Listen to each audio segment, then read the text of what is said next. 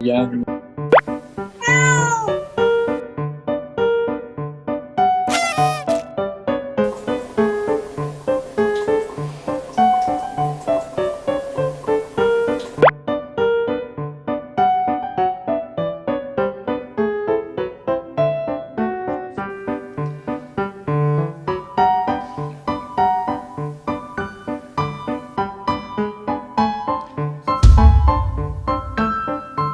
не имел никаких моральных прав отправлять животное, я боялся, что он живым не долетит.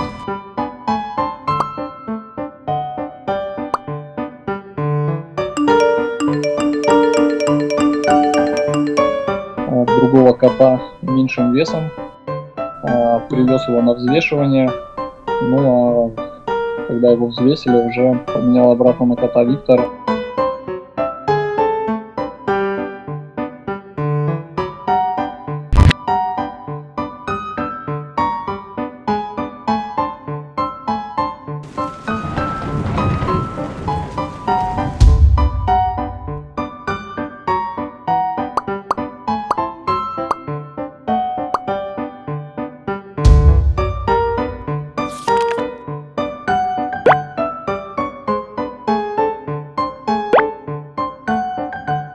Вы знаете, я не оправдываю себя в этой ситуации, то есть я нарушил правила перевозчика, перевозчик вправе избрать меру.